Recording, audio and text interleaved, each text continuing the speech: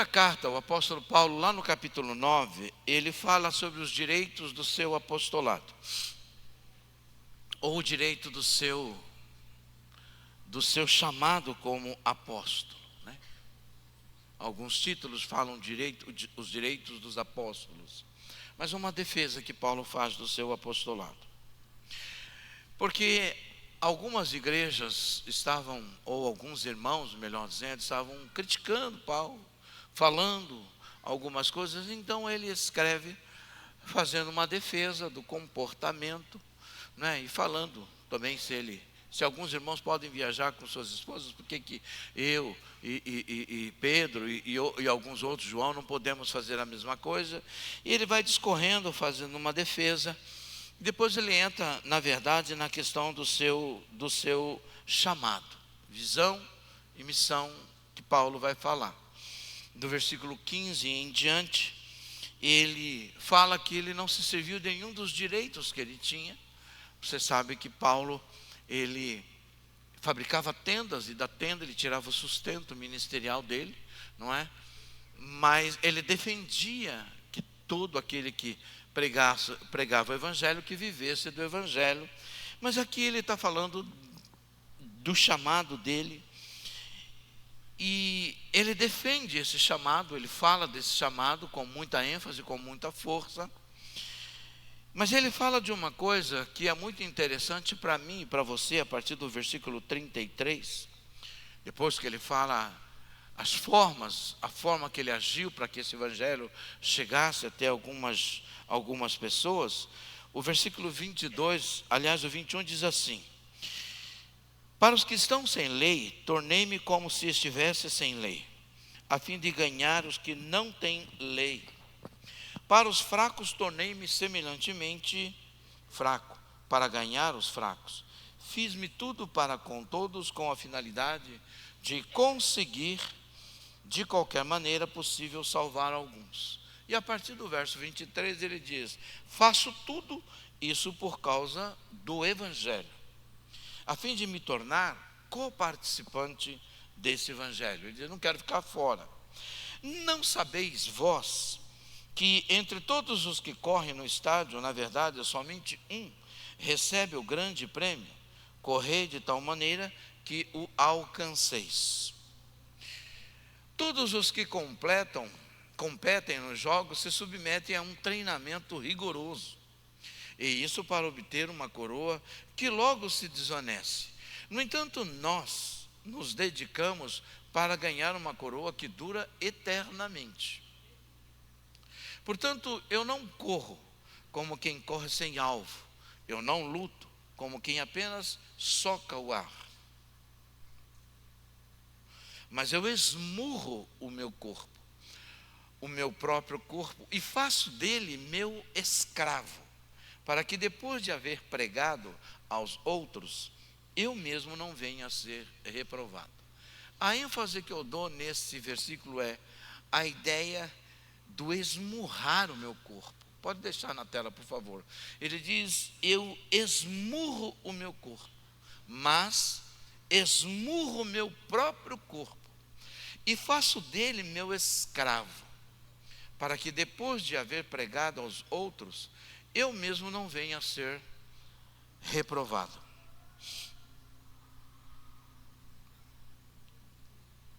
A nossa luta de todo dia, a nossa luta diária, para nós que somos cristãos, alcançar a promessa de Deus é uma caminhada de fé desafiadora. Diariamente nós somos desafiados. O cristão, ele tem dificuldade de entender isso, por causa de crenças erradas, de achar que a fé, ela nos isenta, e principalmente nessa teologia da facilitação que nós temos hoje, né? Que nos isenta de qualquer tipo de dor ou de problema. Alguns deles acham que a fé, ela nos isenta dos árduos desafios que surgem no caminho da promessa, e que não são poucos. O Senhor Jesus disse para os seus discípulos que no mundo nós teríamos aflições, mas tem de bom ânimo, porque Ele venceu o mundo. O que significa que eu e você ainda estamos no mundo, numa árdua batalha diária. E a gente precisa viver nesse mundo conscientes do nosso papel, conscientes daquilo que nós estamos fazendo e para onde nós estamos indo. E eu quero encorajar, e eu acho interessante porque Paulo, ele encoraja com essa palavra. Ele, na verdade, ele está encorajando as pessoas, dizendo: olha, a caminhada não é fácil. Eu mesmo estou esmurrando o meu corpo. Eu mesmo travo uma batalha com ele diariamente. Eu travo uma briga. Mas essa palavra que eu quero trazer nessa noite, eu quero encorajar você a olhar para o Senhor Jesus e a se manter firme no propósito do reino. Eu não tenho dúvida de que Ele vai cumprir a promessa. A minha dúvida é se você vai permanecer nela. Eu não tenho dúvida quanto ao que Deus vai fazer. Mas a minha dúvida é: será que você acredita de forma suficiente nisso? Será que você acredita de fato que Deus vai cumprir tudo o que Ele falou? E se você acredita nisso, de fato você se prepara para encontrar com Deus? Existe uma preparação da sua parte? Porque é interessante, a gente, quando vai fazer algum tipo de exame, o médico fala: olha, você precisa ficar sem comer 12 horas. Você tem dor de cabeça, tem náusea, passa raiva com você mesmo, você fica 12 horas sem comer. Você vai fazer uma cirurgia, você precisa se preparar. E tem alguns exames que você faz preparação de 3 dias. Você se prepara para encontrar com um cara que vai te virar do avesso. Aí Deus diz: você precisa se preparar para encontrar comigo. O que você está fazendo para se encontrar com Ele? A minha pergunta é: você tem certeza de que você vai encontrar com Ele? Porque muitos, eles levam a vida tipo Zeca Pagodinho: deixa a vida me levar, a vida leva eu. E eu estou falando a vida de fé. Não está muito preocupado se de fato isso vai acontecer. E aí é o espírito da religião. Por que eu estou falando isso? Porque no mundo nós temos 3 inimigos. E eu já falei isso: Satanás, o mundo e a carne. Mas esses 3 inimigos, eles trabalham dentro de um campo, de uma área nossa, que se chama alma. E hoje eu quero falar com a sua alma. Esse bichinho que você não entende, mas que fala com ele para você todo dia. Você já conversou com a sua alma? Você conversa com ela? Pastor, eu não lembro de ter conversado com a minha alma. Eu vou te dar uma dica, você vai saber. Sabe aquele negócio que você fala assim: hoje eu vou, mas aquela voz diz: não, você não vai. Olha, e o médico falou que eu não posso comer. Aí, mas ela fala: não, come, não vai te fazer mal. Não, hoje eu vou dormir, vou levantar bem cedo. Aí você acorda, aquela vozinha fala: fica um pouco mais na cama. Não precisa levantar não. Ou então, hoje eu vou chegar lá no meu trabalho e eu vou falar um monte para minha chefe. Aí uma vozinha fala assim: não faz isso. Não faz isso. Por que você vai? Esse é seu espírito. A sua alma fala: boba, vai lá mesmo, senta-lhe a mão. Essa vozinha, não é vozinha, essa voz pequenininha, essa vozinha aí que fica falando com você, e que você às vezes fica falando: meu, o que é que está falando comigo? Fala, isso chama-se alma. Fala, pode falar, isso chama-se alma. A gente trava uma luta. Mas é interessante, pastor, como é que eu entendo a alma? A alma, ela se divide de mente. A alma tem uma mente, que é a sede da alma. A mente é a sede da alma, do nosso intelecto, do nosso pensamento, do nosso raciocínio, da nossa memória. A alma tem isso, ela tem uma mente, não é? A alma também tem uma vontade, uma volição.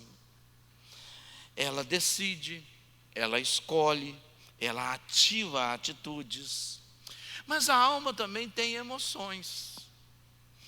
Por isso que é na alma que a gente muitas vezes expressa sentimentos como gosto, simpatia, alegria, tristeza, amor, amargura, mágoa, raiva, ira, ódio.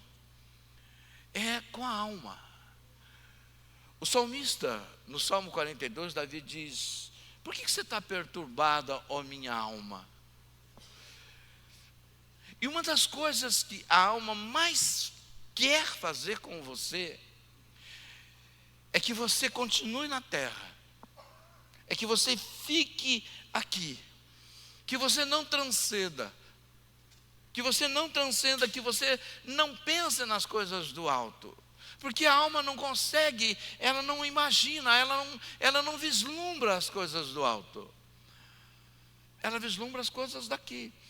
Eu tenho que condicionar a minha alma a buscar as coisas do céu, mas a briga dela comigo é para que eu sinta na minha carne, no meu corpo, os prazeres que a alma é capaz de me dar. Então é na alma que eu sinto aquela vontade de comer aquele lanche do Mac, sabe?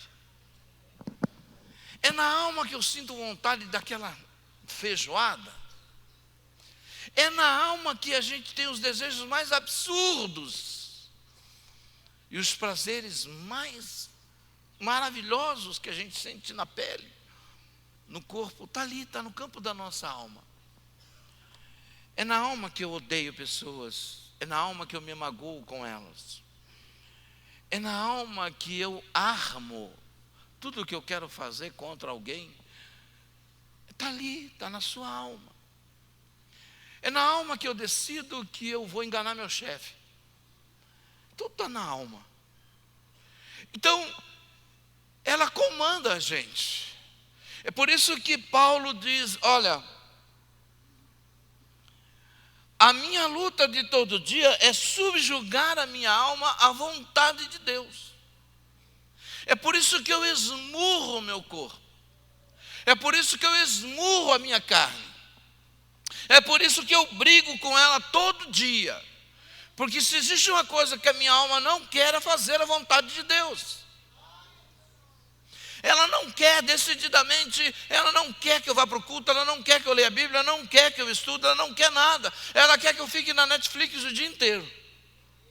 E se tiver um filme evangélico, ela não quer que eu assista. Ela quer que entre eu participar de uma IC e assistir um jogo de futebol, ela quer que eu vá para o jogo de futebol. A alma é assim.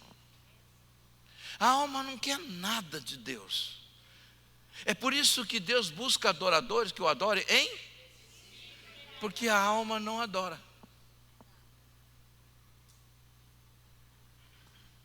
Adoradores almáticos nunca são leais. Mas quando eu adoro no espírito, o prazer é outro.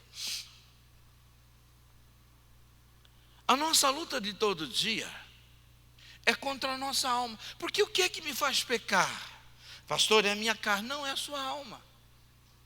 É a sua alma que te faz pecar. Você sente na pele, você sente no corpo. Mas lembra quando você faz você como cristão, você faz alguma coisa, depois você fica triste, você fica profundamente triste. Não deveria ter feito isso, eu não devia ter feito aquilo. Meu Deus, eu estou arrasado, eu estou arrasada com aquilo que eu fiz. Porque o seu espírito está triste, mas de repente a sua alma fala assim: bobo, é só você orar. A alma nem exige que você se arrependa, só fala: ora. Porque a alma não sabe o que é arrependimento. A alma não conhece conversão. Muitas pessoas vão falar para você que não, mas a alma não se converte. É por isso que quando se nós, e isso é fato, se a nossa mente humana, a nossa mente carnal é a sede da alma, é por isso que a Bíblia diz que nós temos a mente de Cristo. Porque nem a nossa mente Deus quer, porque é ali que está a nossa alma. Toda a nossa confusão surge dela. A nossa luta diária é contra essa briga que Paulo fala, eu quero fazer o bem, eu não consigo, mas o mal que eu não quero fazer, eu acabo fazendo. Miserável homem que eu sou, que eu acabo com o meu corpo, com a minha alma servindo o pecado, mas com o meu espírito eu sirvo a Deus. Fala, eu não consigo me livrar disso, eu tenho que manter ela subjugada. Sim. Sim. É por isso que a nova criatura, o novo homem, esse homem espiritual, tem que aflorar todos os dias e subjugar a alma. Dizer, calma, não vou fazer, não é assim.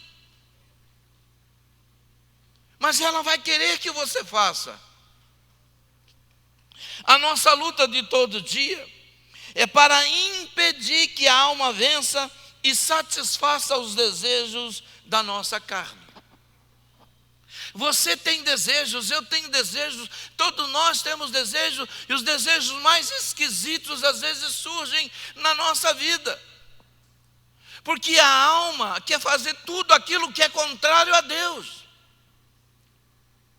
Deus está mandando me santificar, a alma diz, deixa para lá, para que santificar? Para com essa bobagem. O Espírito está dizendo, você precisa orar, para com essa bobagem, que negócio de orar. Para com esse negócio de orar. Para que orar? Gálatas 5, 16 a 21, diz o seguinte, portanto vos afirmo, vivei pelo, e de forma alguma vocês vão satisfazer as vontades da carne, aqui da alma. Porquanto a carne luta, a alma luta contra o espírito, contra a carne. Porquanto a carne luta contra o espírito contra a carne, eles se opõem um ao outro, de modo que você não consegue fazer o que você quer. Contudo, se sois guiados pelo Espírito, já não estáis subjugados pela lei. Ora, a obra da carne são manifestas. Olha o que diz. E essa obra que a gente fala carne é da alma.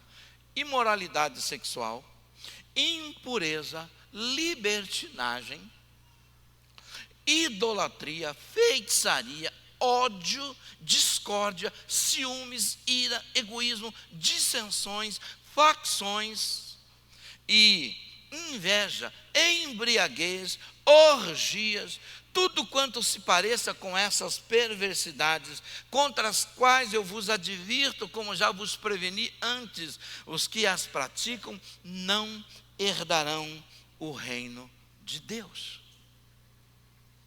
Uma pessoa almática, ela tem prazer em todas essas coisas. E não venha me dizer que a sua alma não fala para você. Pelo menos um desses itens aqui é uma luta sua diária. E que a gente chama de carne, é a minha, não, é a sua alma. Ela quer. E por que ela quer isso? Porque ela te dá prazer na carne, mas mata seu espírito. Ela te afasta de Deus. Ela te tira da intimidade com o Senhor. Ela anela as coisas aqui. A luta diária contra a velha natureza é para matar a nova. Eu não posso permitir e não devo permitir que isso aconteça. Eu devo viver e andar no Espírito. Por que muitos de nós, mesmo cristãos, e Paulo diz, existem crentes que são carnais. Existem 3 tipos de pessoas na terra. O natural, que não tem Jesus. O crente carnal, que é aquele almático que vive pela alma. E o crente espiritual que anda pelo Espírito. E andar pelo Espírito é andar debaixo da submissão do Espírito Santo. Mas quem é o crente carnal? Você conhece um monte. E talvez se você olhar no espelho, você vai ver um.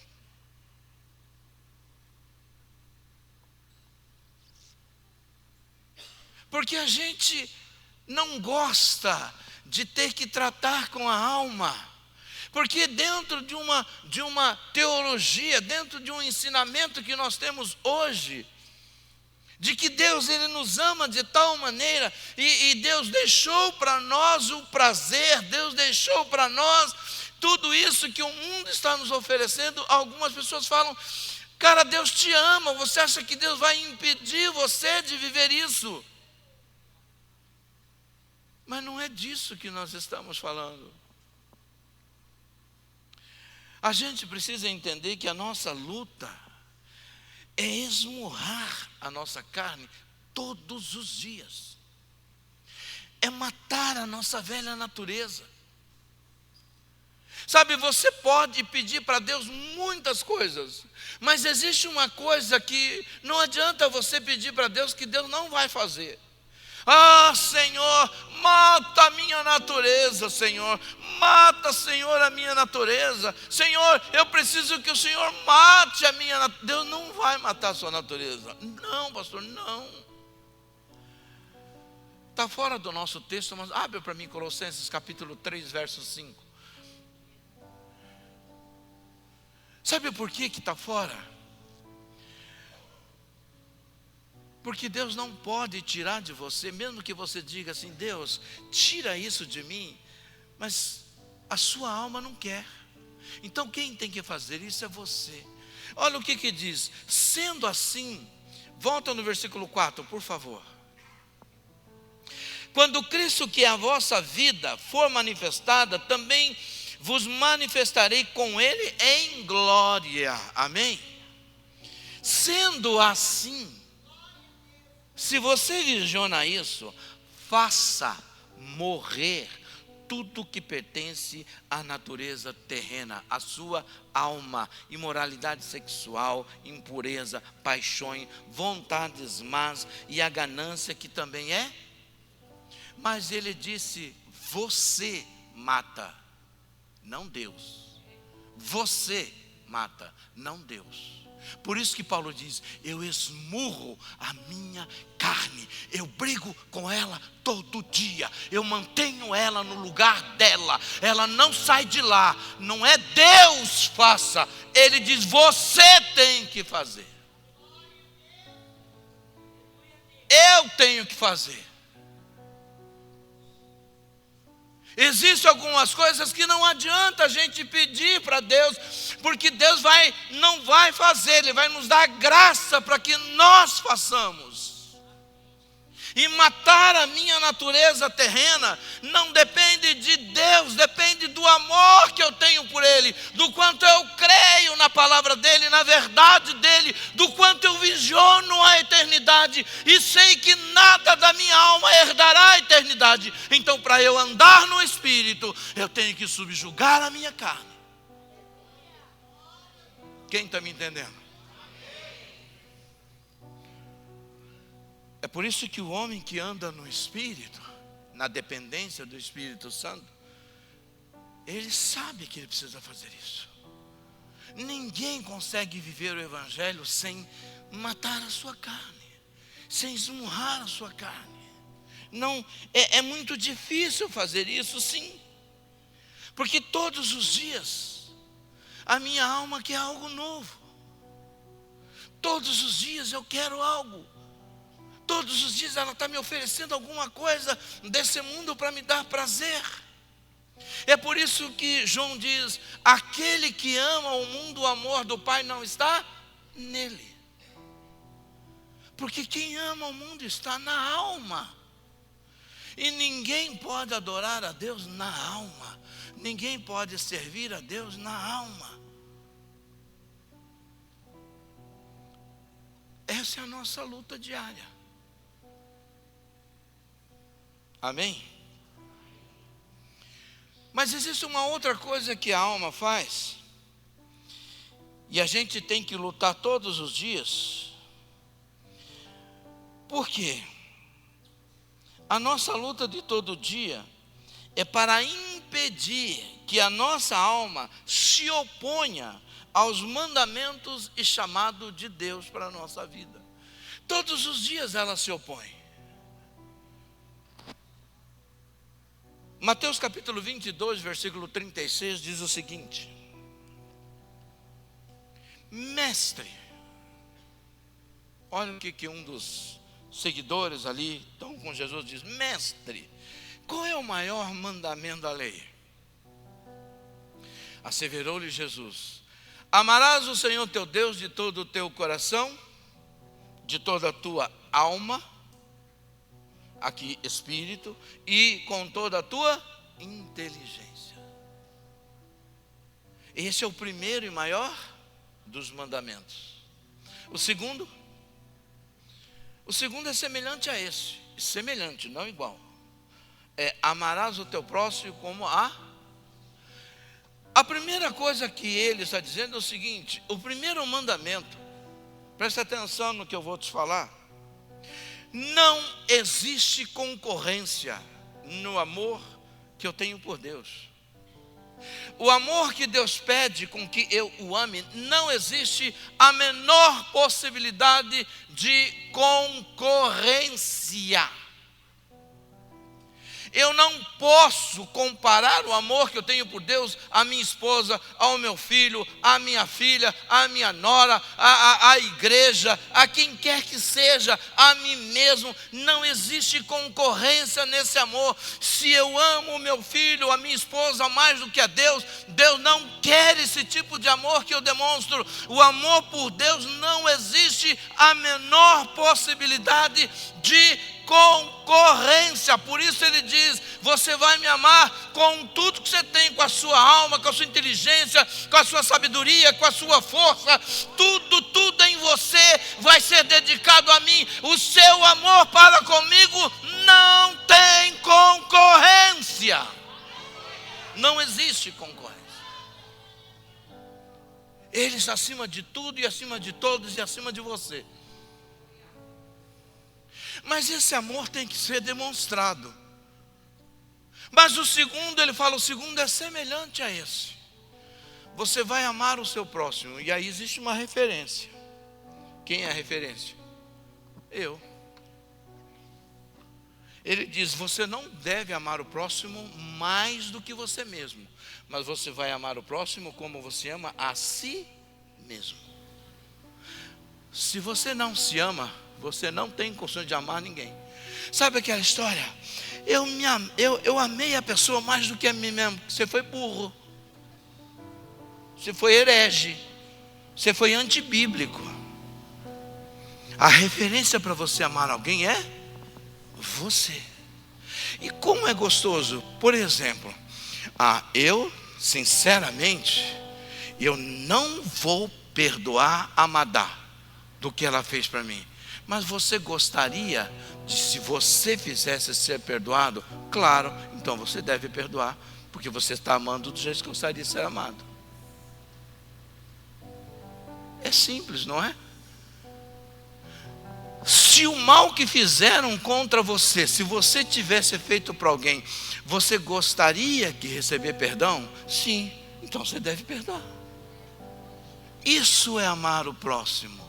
Isso é querer bem o próximo como eu me amo. O que eu não quero, pastor, mas veja bem, eu tirei a camisa, eu tirei a roupa do meu corpo e dei para a pessoa. Quantas você tinha? Eu só tinha uma. Então você não devia, porque a Bíblia diz que você dá uma se você tiver duas. Sim ou não? Como é que você vai tirar e vai ficar pelado? Que coisa horrível. É um desastre ecológico, não é? A Bíblia, ela é tão sábia que ela diz: você pode pegar essa blusa e dividir. Põe aqui, acolhe perto de você, mas você não pode ficar sem para dar para o outro. Isso é amar o próximo como eu me amo. O bem que eu quero para mim, eu também quero para o outro. O que eu desejo de bom, mas a alma não quer isso. A alma não é assim. A alma, o seu espírito está dizendo para você assim: eu preciso, ter uma intimidade maior com Deus. O seu espírito está falando isso. A alma está falando: mas para que isso? Você é muito religiosa. Não tem necessidade disso. Aí eu preciso aumentar meu tempo de oração. Tempo de oração. Você não tem tempo nem para... E olha, justifica. Você não tem tempo nem para você, você vai ter tempo para orar. Para com isso. Ela age com você como se tivesse misericórdia de você, mas na verdade está te matando. Não, eu preciso muito. Deus tem cobrado de mim uma dedicação maior. A alma fala, mais do que você já dá? Você tem que ter compaixão. Aí você chega e fala, olha, hoje eu estava orando e Deus falou comigo que eu tenho que parar um pouco. Não foi Deus, foi sua alma. Como assim, pastor? Porque Deus não vai mandar você parar. Deus está mandando você buscar e buscar e buscar e buscar. É tempo de buscar ao Senhor, amém? Mas a alma, ela te dá um leque de tantas coisas. Mas tantas coisas. Pastor, eu agora não vou mais para a igreja, porque agora tem internet, eu assisto da minha casa. Você está doente? Não. Você pode ir? Posso, mas... Olha, Deus preparou a tecnologia, mas você não é amputado, não é amputada. Você não está doente, você não está prostrado numa cama. Por que você está em casa assistindo? Porque é preguiça, mas os preguiçosos não herdam o reino dos céus. Mas a alma te encontra facilidade. A alma está dizendo para você, cara, você não precisa se esforçar tanto. Deus, você adora a Deus em qualquer lugar. Mas não estou falando de adorar, estou falando de servir. Davi disse, alegrei-me quando me disseram, vamos à casa do Senhor. Pastor, eu não vou na IC, porque a minha IC é complicada, pastor. A minha IC é complicada. Eu estou sendo sincero com você, pastor. Na minha IC só tem gente falsa. E se você for, é mais um. Não é? Porque se você acha que o outro é falso, e ele não sabe que você pensa isso dele, é porque você é com ele o quê? Bingo! Não é? É ou não é? Ué. Eu não vou na IC, não vou mesmo. Eu não vou lá. Naquela IC eu não vou porque o Robson é falso. Pastor Robson é falso. Aí um outro dia, a Madá encontra com o Robson e fala, Robson, você acredita que o pastor Gerson... E aí a gente tem ela como fofoqueira, né? Mas não é. Ela fala assim, o pastor Gerson... Eu falei para ele que eu ia falar para você. Falou que você é falso. Aí ele chega, pastor, por que você acha que eu sou falso? Olha a alma.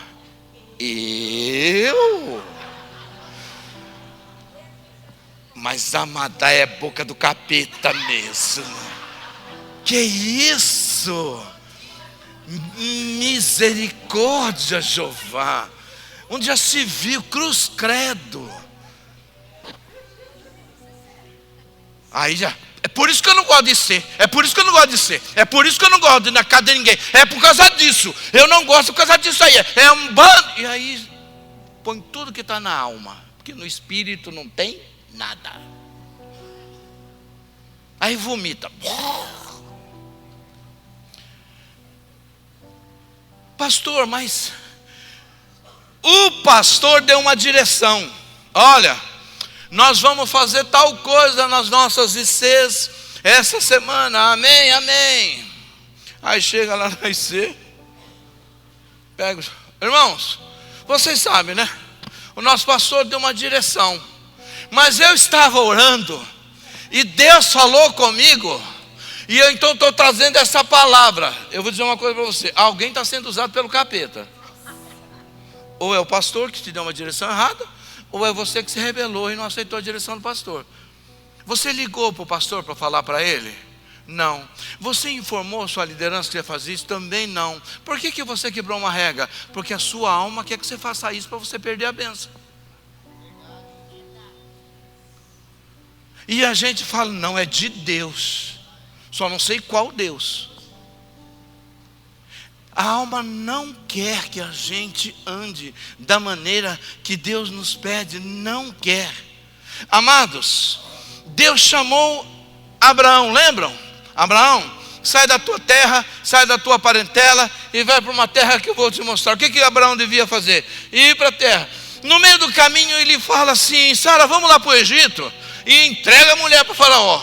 Depois ele vai num outro lugar e entrega a mulher. E Deus vai arrumando tudo. Deus vai arrumando. Deus vai consertando ele. Depois ele, eu não consigo ter filho. E a Sara fala: olha, eu tenho aqui, eu tenho Agar aqui. Opa, vamos ter um filho com Agar. Eita, agora eu resolvi meu problema. Tenho um herdeiro. Olha o que ele arrumou: alma.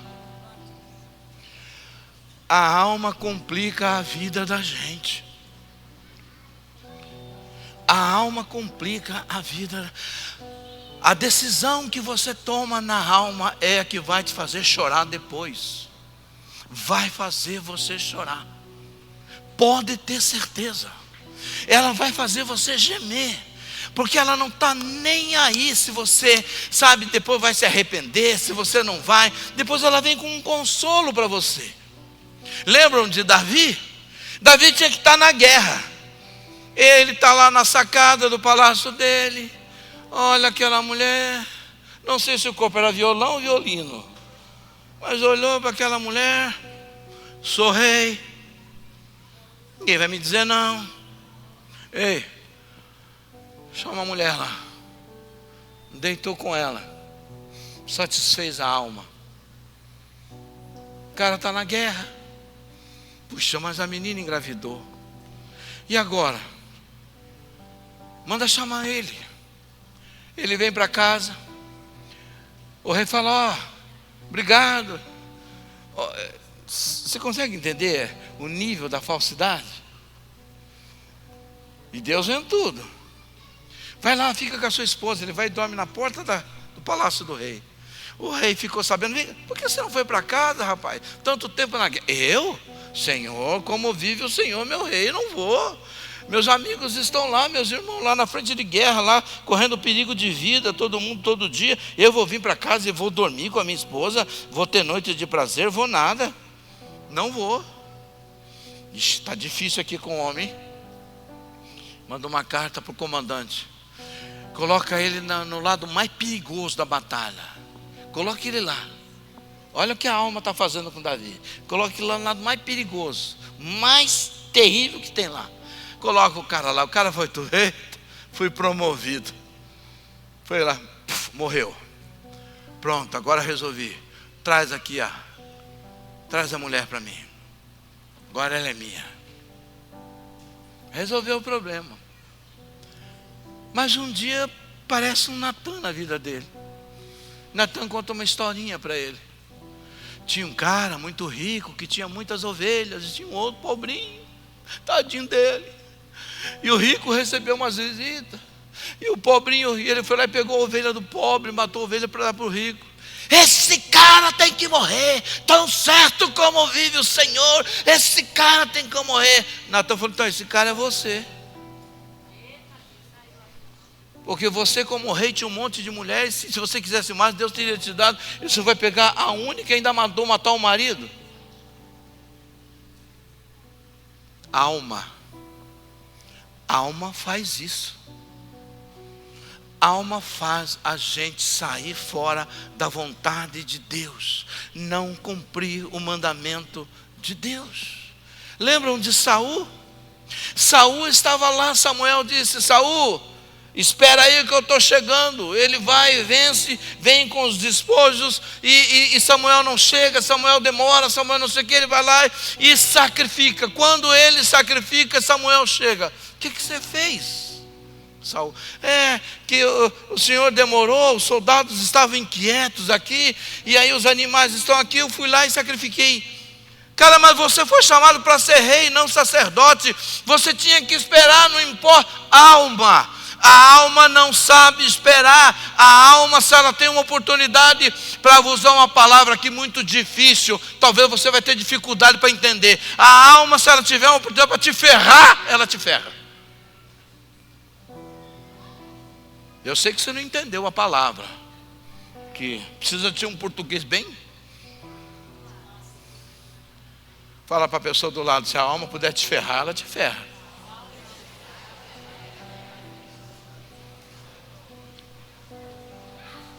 Principalmente quando tange a fazer a vontade de Deus, a seguir o conselho de Deus. Amados, Você sabe por que nós temos, e aqui por favor entenda o que eu vou falar. Muitas pessoas cristãs, elas estão deprimidas e entram em depressão muitas vezes, por causa da alma. A alma joga a gente na mais profunda depressão. Ela é capaz de destruir a gente, acabar com a gente. Lembram de Elias? Elias faz algo tremendo, poderoso, sobe no Monte Carmelo, derrama a glória de Deus, chama o fogo de Deus, vence os profetas de Baal, faz um negócio estrondoso, Israel fica maravilhado. De repente vem uma mulher safada e diz: olha, hoje até o final do dia eu vou fazer com você, Elias, o que você fez com o sacerdote de Baal. Sumiu, correu, caminhou 40 dias e 40 noites com medo de morrer. Mas gente, há algumas horas atrás esse homem estava fazendo coisas estrondosas, tremendas, maravilhosas. Você acha que Deus ia deixar Jezabel matá-lo? Mas a alma falou: Elias, corre, cara. Corre, porque Jezabel vai pegar você. Ele esqueceu tudo o que ele fez e vazou. E Deus permitiu, porque Deus permite, até que a coisa acalme, para depois falar com a gente. Ele entra na caverna. O que está fazendo aqui, Elias? É que eu ando nos caminhos do Senhor, fiz tal, aconteceu tudo aquilo, e agora Jezabel. Elias, volta. Volta. Você vai fazer isso, isso vai ungir Eliseu, vai ungir o rei da Síria, vai ungir o rei de Israel. Mas volta, pega o caminho de volta. Mais 40 dias caminhando. A alma faz a gente fugir da presença de Deus, porque ela não quer que nós obedeçamos ao mandamento do Senhor. O capítulo 9 de 1 Coríntios, versículo 16 diz assim: porém, quando prego o evangelho, não vejo como me orgulhar, pois a mim é imposta a obrigação de proclamar. Ai de mim, se não anunciar o evangelho. 23 ao 27.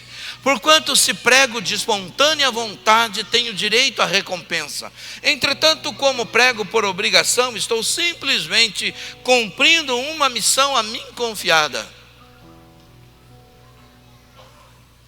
Faço tudo isso por causa do evangelho, a fim de me tornar coparticipante dele. Não sabeis que entre todos os que correm no estádio, na verdade, somente um recebe o grande prêmio? Correi de tal maneira que o alcanceis. Todos os que competem nos jogos se submetem a um treinamento rigoroso.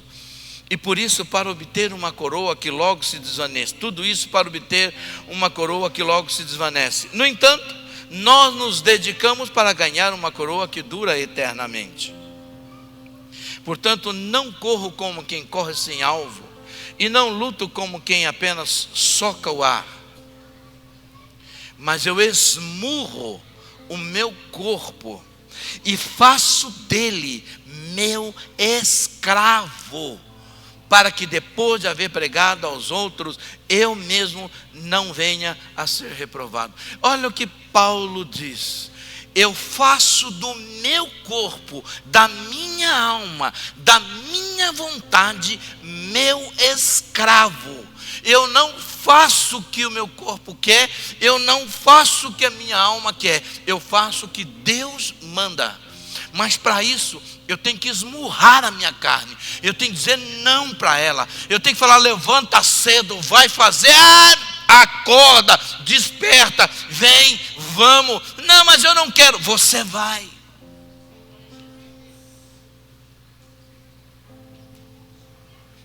Você tem que fazer. Ele diz: eu esmurro o meu próprio corpo e faço dele meu escravo. Paulo diz: eu sou escravo de Cristo. Ele está dizendo: o meu espírito é escravo de Cristo, mas o meu corpo é meu escravo. Eu não faço o que ele quer, eu não faço o que a minha alma pede, eu faço o que Deus manda, eu faço o que Deus me pede. Eu não estou aqui para fazer a minha vontade, sim a vontade daquele. O que é que o Senhor Jesus falava?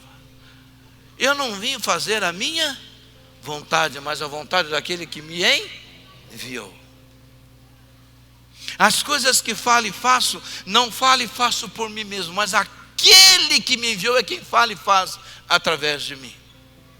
A ponto de ele dizer: Senhor, se for possível, passa de mim este cálice, mas contudo não seja feito a minha vontade, mas a tua. Se a tua vontade é a cruz, eu estarei nela, eu vou para ela. Sabe, a alma, ela gera adoradores que precisam de emoção, eles precisam sentir. Sabe, às vezes você vai no culto, tem um irmão que fala assim: hoje o culto estava meio frio, acho que o pastor devia estar em pecado, os levitas não deviam estar num dia, né? Não, porque o culto estava... Hoje eu não senti Deus naquele culto. Ô miserável, quem não sentiu foi você. Porque você é um cara almático. Você não vive pela fé, você vive pelo que você sente. Logo, você só sente vida se você sentir. Se você sentir Deus, Deus falou com você. Se você não sentir, Deus não fala. Isso não é fé, isso é crença. Eu não oro para sentir. Olha, eu senti. Óbvio que tem momento em que a presença de Deus é tão poderosa que parece que é palpável. Mas quantas vezes eu falei: Senhor, eu estou orando, estou falando contigo, eu sei que o Senhor está me ouvindo, embora o meu coração esteja hoje meio que duro aqui, porque aquele dia a alma está brava.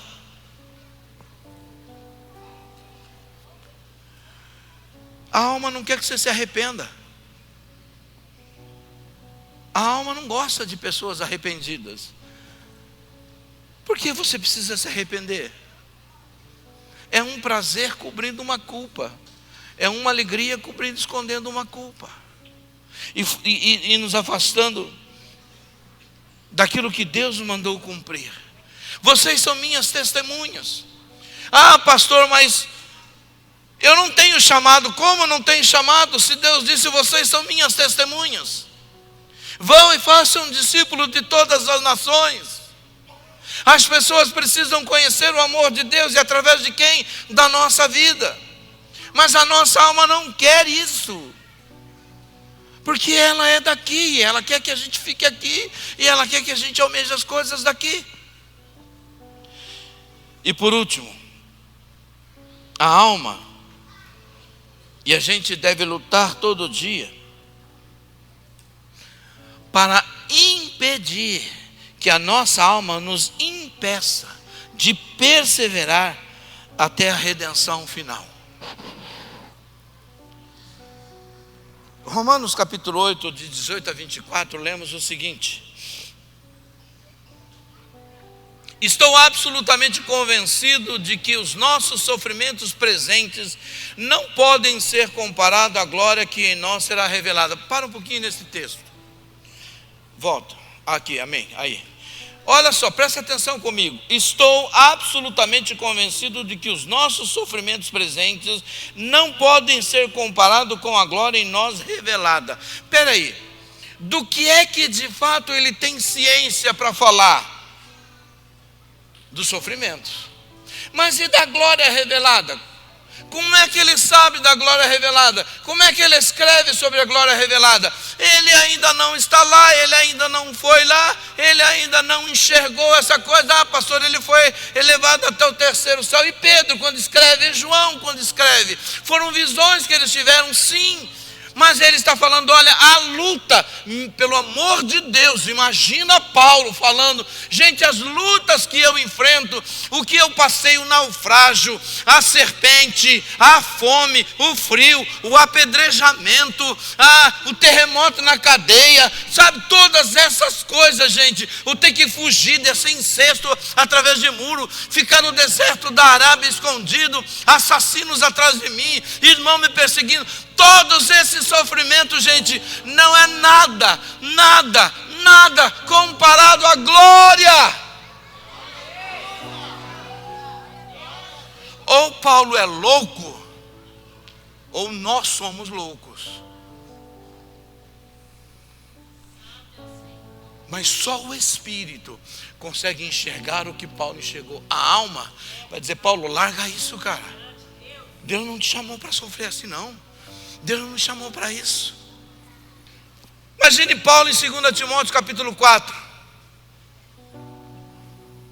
Combati, olha que coisa bonita. Imagine você, um cristão, vivendo numa boa vida, uma maravilha. Deus falar para você assim, cara, eu vou te arrebatar. Uma carruagem de fogo vai vir buscar você. Beleza? Oh Senhor, obrigado Senhor, obrigado mesmo, estou até emocionado.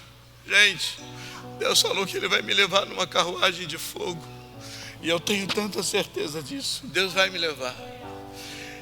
Combati o bom combate, acabei a carreira e guardei a fé.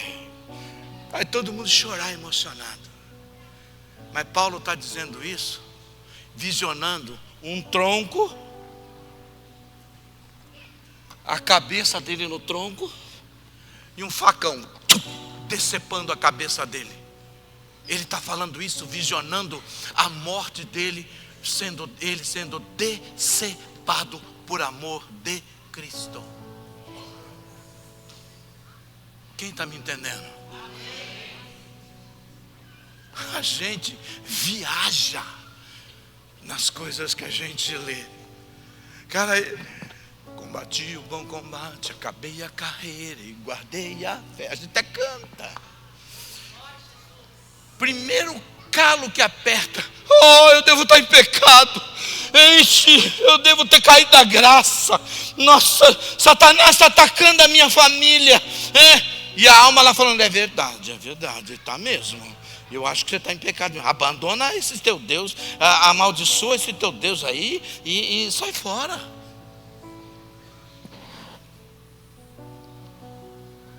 Porque é isso que a alma quer. Mas Paulo disse, cara, o sofrimento que eu estou passando aqui não é nada, absolutamente nada comparado. Pastor, hoje eu não vou, porque eu cheguei tão cansado do trabalho, pastor. Hoje eu não vou nascer. Pastor, hoje eu não vou na reunião. Por quê? Ixi, hoje meu dia foi terrível. Foi. Aconteceu um terremoto lá, a empresa caiu na cabeça.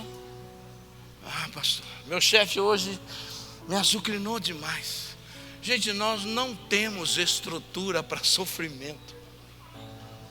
Não temos. Deus é tão maravilhoso que Ele não nos concebe, que a gente não tem estrutura para isso. Tenta ver alguns cristãos na Índia sendo jogados na vala, sangue, gasolina, fogo, e ele lá, glória, glória, e o fogo queimando eles. Pastor, tudo gente sem fé, porque se orar desce água do céu. A gente não tem estrutura para isso. Qualquer sofrimento a gente espana, a gente reclama, a gente murmura. A pessoa fica desempregado 15 dias, um mês. Ele fala, se Deus estivesse comigo, Ele não tinha me deixado pedir uma cesta básica na igreja. Pastor, isso é humilhação para mim. Aleluia, que Deus está te humilhando, porque os humilhados serão exaltados. Mas a gente não entende assim, porque a gente tem um orgulho tão grande. Eu quero abençoar, eu quero entregar, eu quero doar. E o Plínio olhar para mim e falar assim, obrigado irmão, obrigado. Põe a cabeça no pó, obrigado por você ter me abençoado. Está tudo errado na nossa teologia. Está tudo errado na nossa vida cristã. Porque a alma está nos enganando diariamente. Meu Deus, olha o que ele diz aqui. Eu estou convencido.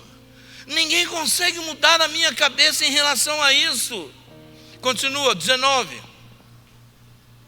A própria natureza criada aguarda com vívido anseio que os filhos de Deus sejam revelados. Porquanto a criação foi submetida à inutilidade, não por sua livre escolha, mas por causa da vontade daquele que a sujeitou, na esperança de que também a própria natureza criada será libertada do cativeiro da degeneração, em que se encontra, recebendo a gloriosa liberdade outorgada aos filhos de Deus. Continua. Sabemos que até hoje toda a criação geme e padece com dores de parto. O que a gente vê aí, terremoto, a natureza louca, a própria criação está gemendo, aguardando o dia da redenção final, o dia em que Deus vai colocar tudo no eixo novamente. E não somente ela, mas igualmente nós que temos os primeiros frutos do Espírito, também gememos em nosso íntimo, esperando com ansiosa expectativa por nossa adoção como filhos, a redenção do nosso corpo. Porquanto precisamente nessa esperança fomos salvos. Contudo, a esperança que se vê não é esperança, pois como pode alguém anelar por aquilo que está vendo? A única maneira de eu acreditar que eu tenho esperança é tendo a confiança, amados, até o 24. É essa a esperança que me faz viver. É essa a esperança que me faz acreditar. É essa a esperança que me faz dizer: Senhor, eu creio, eu sei. Eu posso declarar como Jó: eu sei que o meu Redentor vive e que já se levantou em meu favor.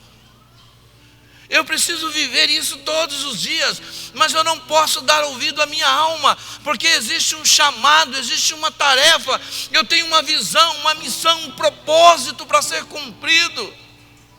Quando Deus me tirou, amado, lá do Egito, lá do lamaçal do pecado, Ele diz: olha, eu vou abençoar você, eu vou abençoar a sua descendência, e eu vou te levar para uma terra que você não sabe qual é. Eu estou a caminho de uma terra que eu nunca vi, mas Ele disse que tem para mim.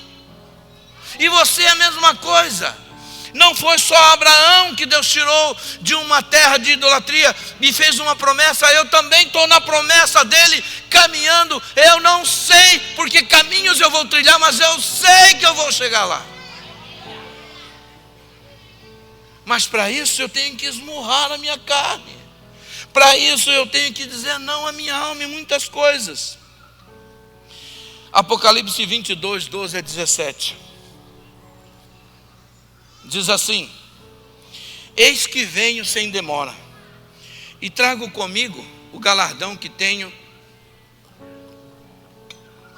para premiar a cada um segundo as suas obras. Eu sou o Alfa e o Ômega, o primeiro e o derradeiro, o princípio e o fim.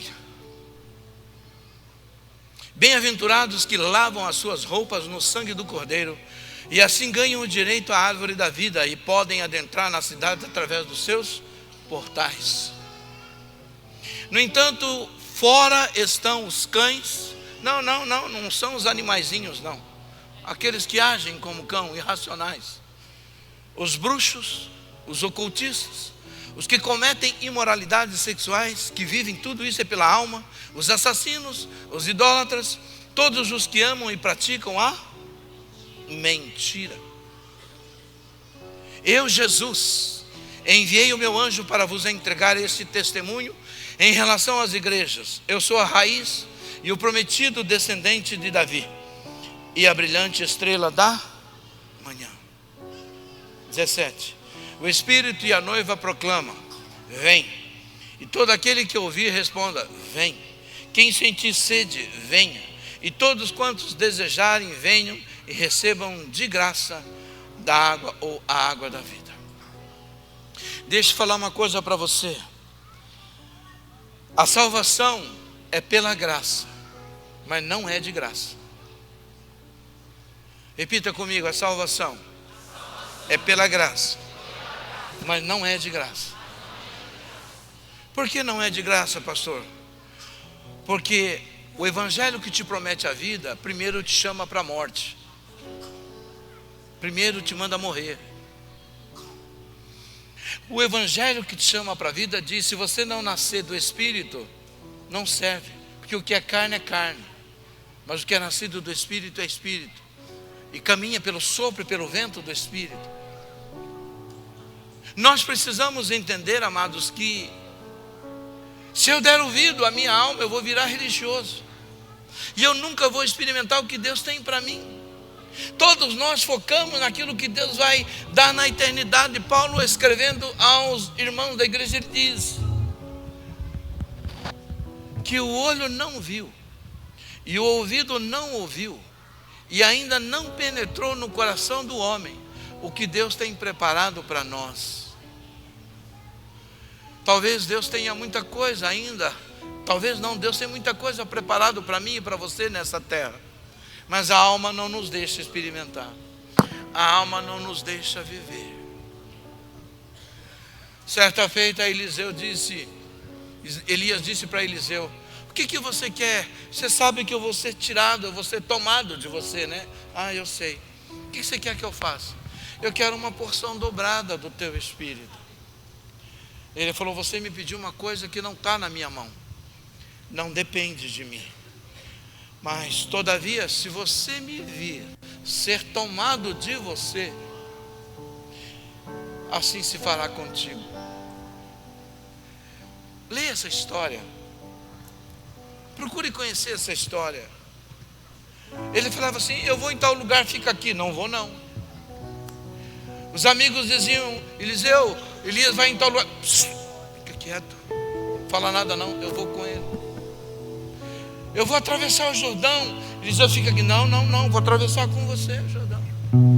Ele ficou grudado, ele não deu ouvido nem à alma e nem à voz das pessoas. Ele ficou grudado, porque ele tinha no coração uma fala: se você me ver ser tomado de você, assim se fará contigo. A alma tem nos levado fora dos caminhos daquilo que Deus quer dar para nós, das bênçãos que Deus tem para nós, como casamento, dentro da família. Às vezes, por causa de um marido almático, ele não aproveita o melhor da esposa, não aproveita o melhor dos filhos. Às vezes, porque a esposa é almática, não aproveita o melhor do marido, não aproveita o melhor dos filhos. Às vezes, porque os filhos vivem pela alma e são cristãos, não aproveitam os melhores dos pais, porque a alma, ela rouba aquilo que Deus tem para a nossa vida. Porque para eu adorá-lo, eu tenho que adorar em espírito e em verdade, não é na alma. A alma não adora.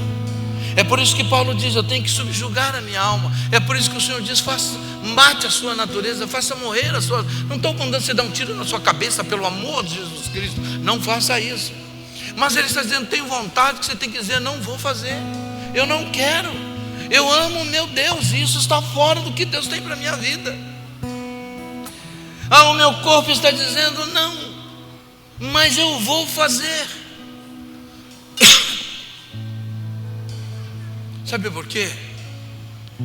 Porque quanto mais a gente se desprende para fazer, mais experiência nós temos com Deus.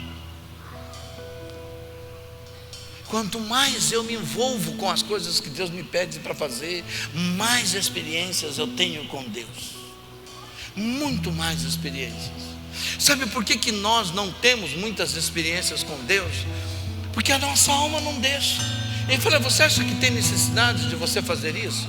Você acha que tem necessidade de você fazer isso? Às vezes alguém chega para você assim: ora por mim. Ah, não, eu não vou orar por você porque eu não sei orar. Eu vou pedir para fulano. A oportunidade que você teve de ver o milagre de Deus, mas a sua alma não deixou você fazer isso. Pastor, mas de fato eu não sei orar. Por que você não aprende?